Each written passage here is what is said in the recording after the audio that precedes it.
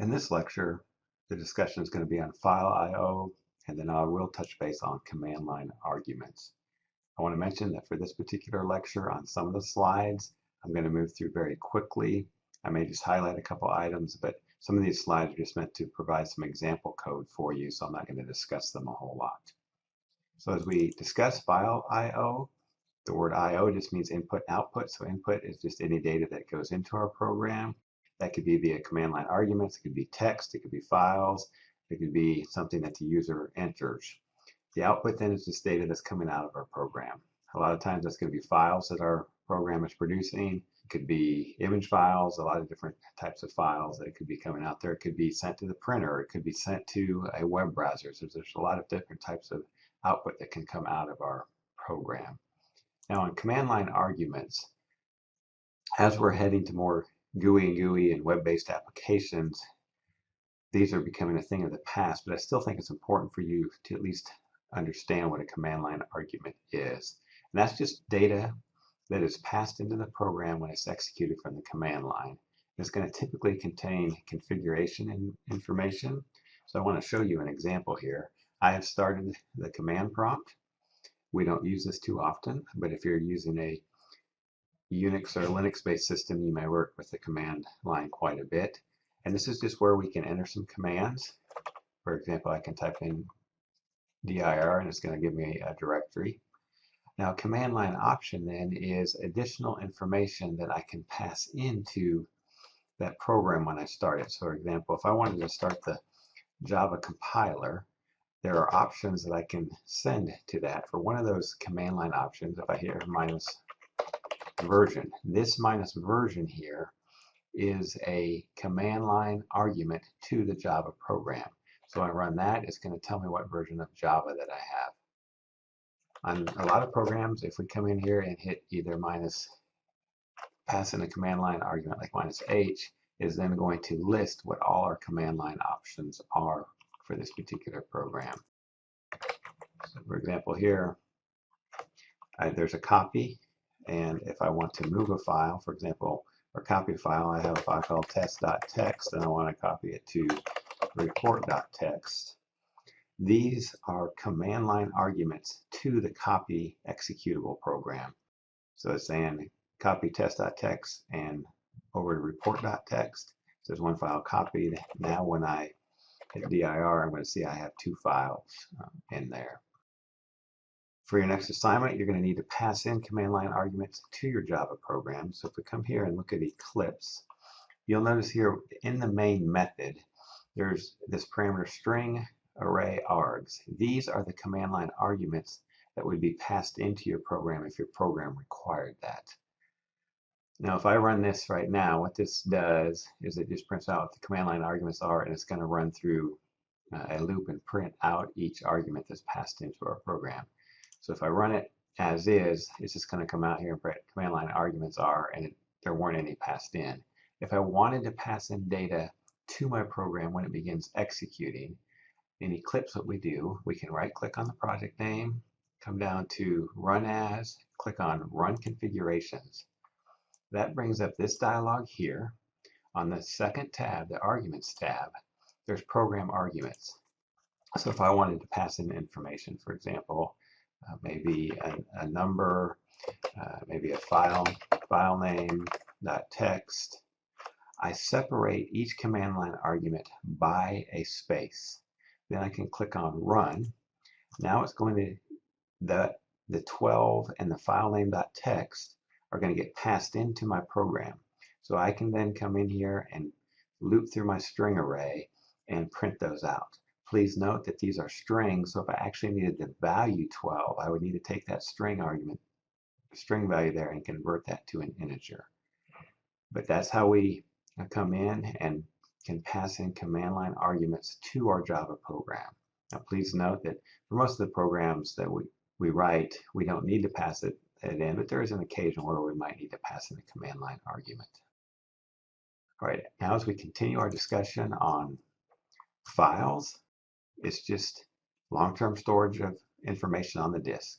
The benefit is that when our program closes, we're going to retain that information. We all use files all the time. There are lots of different types of files. There are text files, for example, your Java source code, that's a text file. Your HTML files, your XML files, they're all text files. You may have image files, and then there are lots of application-specific files. For example, a Word file, that docx, is an application-specific file. It will contain text information, but it also contains information in that file on how to display, how to format your Word document. There's PowerPoint files, database files. Nearly every type of application may have some type of application-specific file. Now, when we talk about files, we're writing those out to disk, so we need to know about file storage. We need to know some terminology, the difference between a text file and a binary file. A text file is just a file that's a sequence of characters. For example, you'll see 321, and it's in the file stored as 321. Like our Java source code, that's a text file because that consists of a set of alphanumeric characters. And when you open the file, you can see that. Text files can be opened in Notepad, and you'll be able to understand every character that you see in that.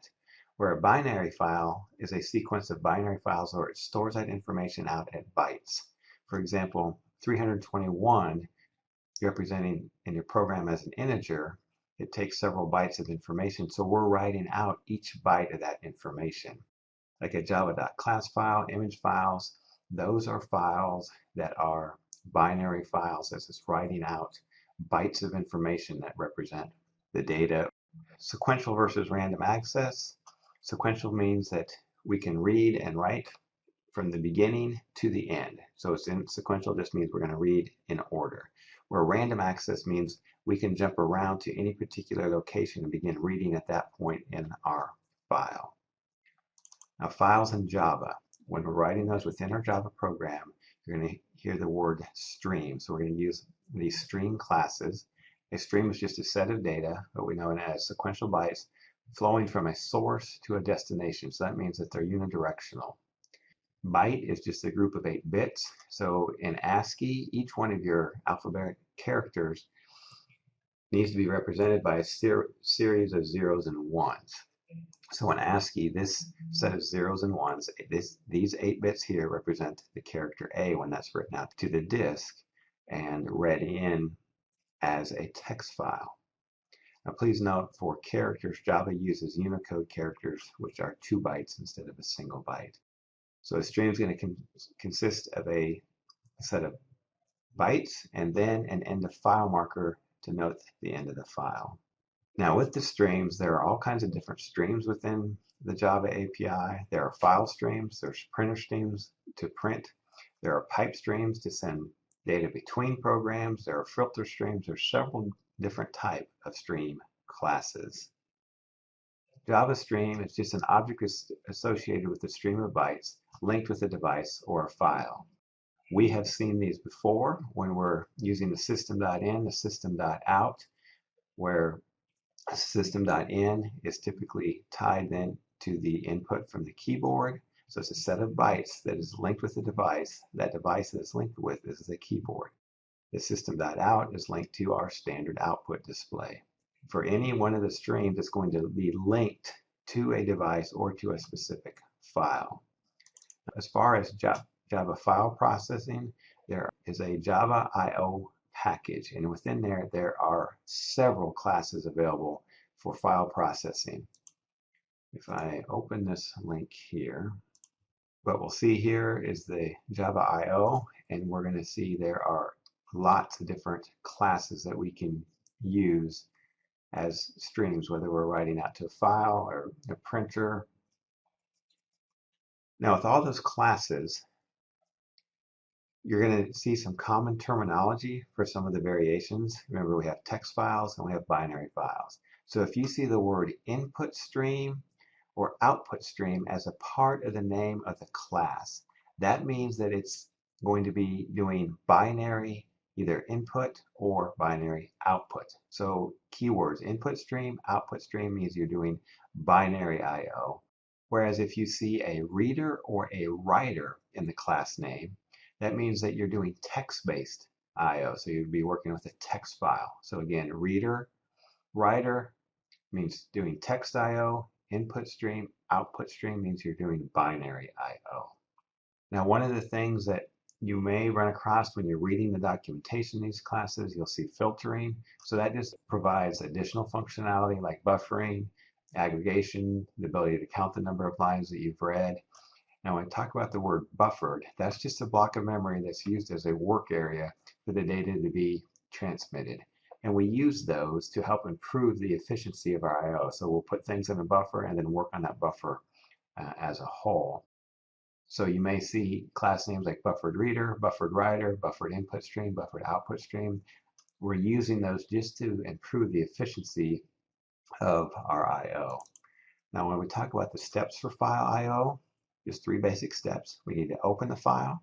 Then we, depending on whether we're doing input or output, we then need to read or write from the file, and then we need to close the file.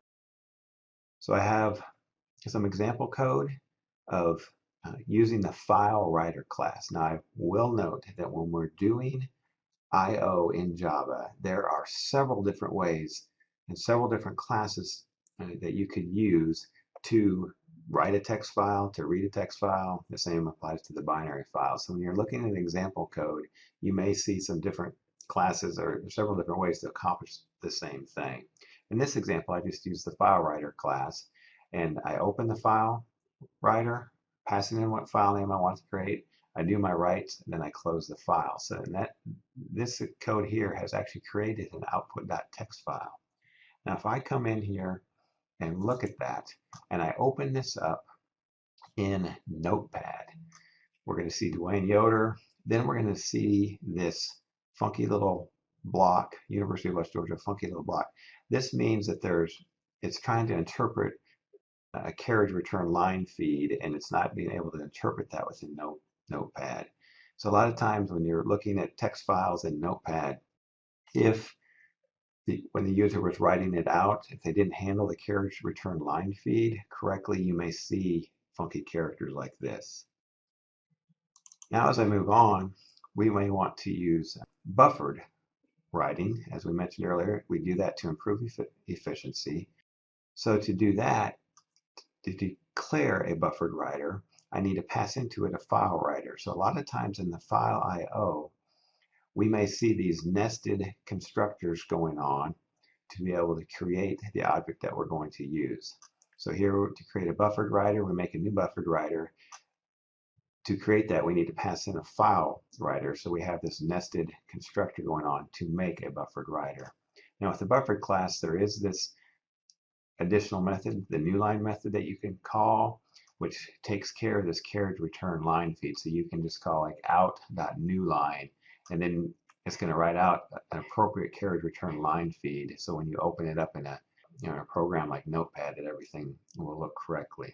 Now, an example of using the buffered writer, we're going to write out some integers and some doubles here. Please note that when we're using the file writer or the buffered writer classes, that they can only write out single characters of strings. So if I'm using a buffered writer and I have an integer, I need to convert that integer to a string and then write out that string. Because that's a little bit cumbersome, Java has supplied a print writer class. And again, this is why we're going to see all these different variations of writers and readers and input stream and output stream classes, because they all provide a little bit different functionality. The print writer class, you can actually write out doubles and ints without having to convert them to strings. So here's an example of creating a print writer. Again, we have this now. It's nested 3 times. A print writer, to create that, needs a buffered writer, which needs a file writer. So you may see some example code out there that has this nested creation of a print writer. That's what we needed to do in older versions of Java. But from Java 5 going forward, it's actually simplified this creation, so you can just say print writer print, create a new print writer, and just pass in your file name. Now, you may also, in the documentation, when you're reading about output, you may hear the word flush a file. When we write files to a disk within our program, because output to the disk is slow, operating system may begin to buffer that and not do your individual writes all at once, but it will do a little bit of batch processing and write out all the information in a buffer at once. So if we call a flush, or you say we need to force a flush, that means take whatever data is ready to be written to the disk and write it to the disk immediately. So you'll see in the documentation that most classes will have a flush method, or they're going to inherit that from one of their parent classes. Please note that when we close a file, it will force a flush. The next set of examples that I'm going to show here are reading in a text file. So there's a file reader class that you can use to do that. So there's some example code on how to create a buffered reader. And then here's some example code of reading in a text file where we read in a line at a time. And then we're going to loop through until that line that it's reading in, it returns null. That's how we check for an end of file when we're reading a text file. Now, as we talk about files on disk, a file on disk, regardless of whether it's a text file or a binary file, is just stored as a sequence of bytes. So I want to talk about what that means. So I've got a little example here of what does CD mean when you look at that. Three possible interpretations of that. CD could be part of the alphabet where we're saying A, B, C, D. CD could be the abbreviation here for compact disk, or it could even represent the Roman numeral 400. So the context of what environment we're in is going to determine what CD means. So the context is really important to understand the meaning of what we're reading. So when we see a byte, which is a group of 8 bits, and we see this particular pattern here, if we read this in and treat that as text, that's going to represent the ASCII character A. Whereas if we say that that is actually a number, then it represents the number 97. So the context of the bytes that we're reading in is going to determine what those set of bits represent. The same as we said here, CD could mean 3 different things. The same thing, this pattern here, based on whether it's a text file or a binary file, is going to change what that represents. So when we come out here and look at a sequence of bits, so here's this bit pattern here. If I say that I'm working with a text file, which is a sequence of characters, I say for each byte there, I take that and I interpret that to be text. So in ASCII, that's going to represent the character 3, the character 2, and the character 1. Now, if I were to say I want to take that 321 and write it out as a binary file, well, 321 is an integer. To store an integer, it takes 4 bytes of information. So if I were to write that out, 321 represented as an integer value would have this bit pattern here, which is 4 bytes of information, which is 32 bits. So context of whether we're writing a file as a text or a binary file, and when we're reading those in, we must know whether we're reading in a text file or a binary file, because that's going to drastically interpret what the set of bytes mean. Now, if I take a binary file and I open that up in Notepad, so here's a binary file where I have written out 2 integers and a double value, so as binary values. So I've written out 33, 1072, those take 4 bytes each, and one double value, this particular double value, which is 8 bytes. If I take that binary file and I open it up in Notepad, we're going to see this pattern here. That's because Notepad interprets every file as a text file, so it goes and takes those bytes of information, each byte, and interprets that as a character. That's why we see some of these funny characters here. So if you ever open up a file like in a text editor and you see a bunch of funny characters, what that means is it's an application-specific file that's got binary bytes of information in it that it is not meant to be interpreted as a text file. To understand binary files, we can't determine the contents of the file by opening that up in some text editor and looking at it. we need to know the specifics about the order and the data types for all the data that's stored in the file. If we were reading in that binary file, we needed to know that there were 2 integers and 1 double stored in that. We need to know that they were stored in that order. So when I read in from a binary file, I need to know that I'm reading in 1 int, a 2nd int, and then a double. If I don't have that written down in documentation someplace, if I just opened up that binary file, I don't know what those bytes of information represent. So we must, if we're ever working with binary files, have good documentation of what type of data is stored in that file. Now with that, we'd say, well, why would we use binary files?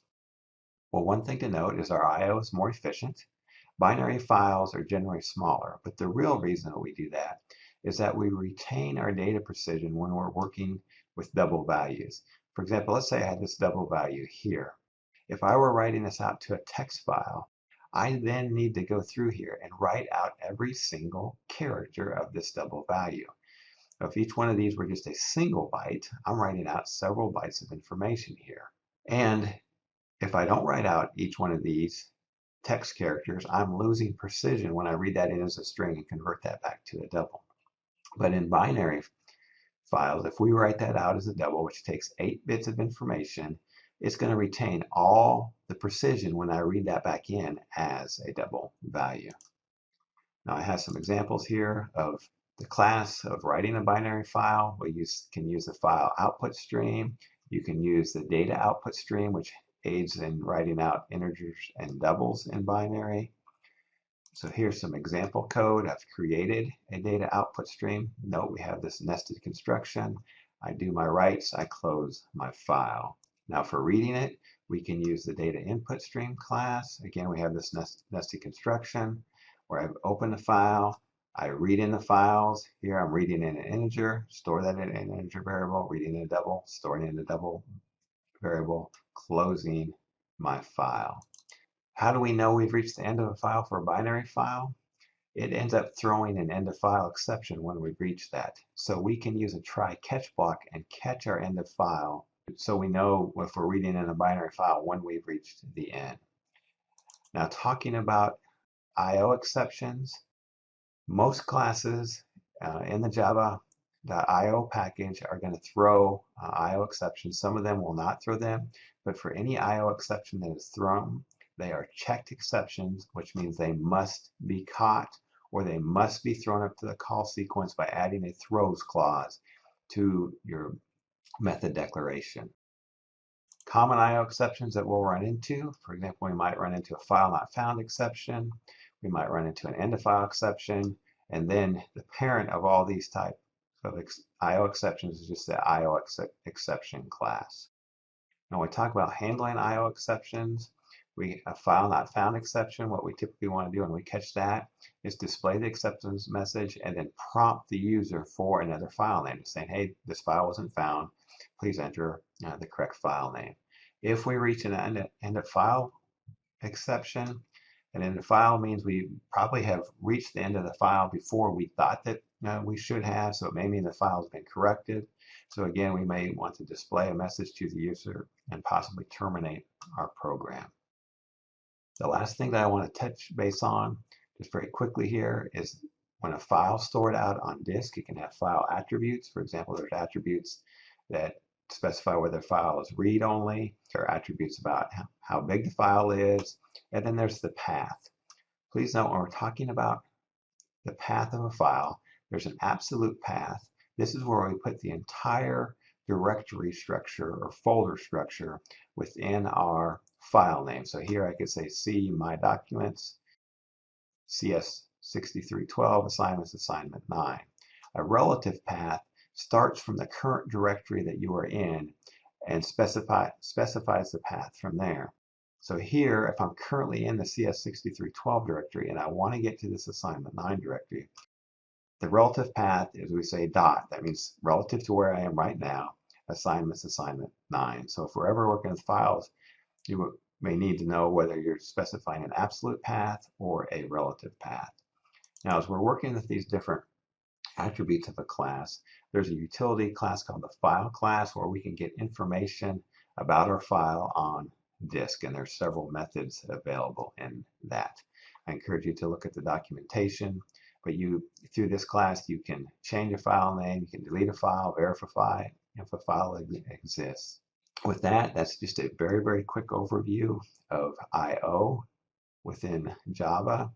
The best thing to do is go out there and read, look at some example code, and then get practice by working with it in your programs, which you will get in the next assignment for this unit.